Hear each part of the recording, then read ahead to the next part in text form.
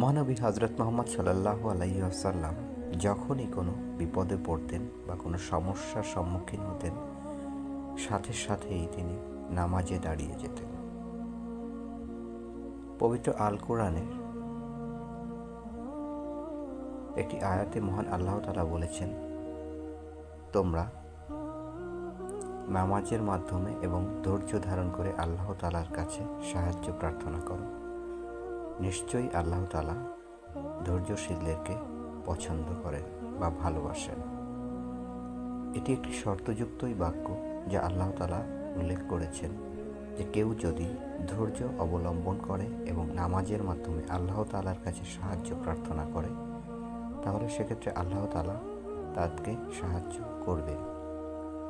অর্থাৎ আমরা যে কোনো সমস্যায় বা বিপদে আপতিত হই না কেন, আল্লাহর নির্দেশ মতো এবং নবীর সুন্নাহ অনুসরণ করে আমরা নামাজের মধ্য দিয়ে যদি সাহায্য প্রার্থনা করি এবং সে বিষয়ে প্রকৃতই ধৈর্য অবলম্বন করি, সেক্ষেত্রে আমরা সাহায্যপ্রাপ্ত হব।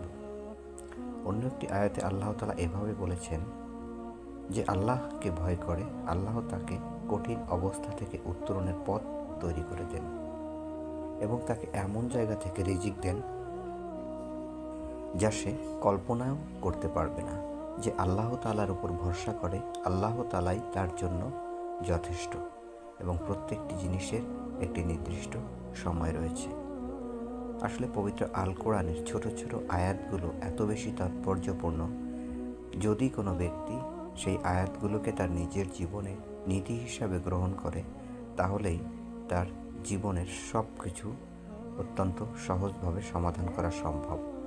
কারণ পবিত্র আল কোরআনের মধ্য দিয়ে আল্লাহ তাআলা মানুষের জন্য সকল বিষয়ের সুনির্দিষ্ট সমাধান এবং প্রশান্তির কল্যাণের পথের নিশ্চয়তা বিধান করেছেন। আল্লাহ আমাদেরকে কবুল করে নিন, আমিন।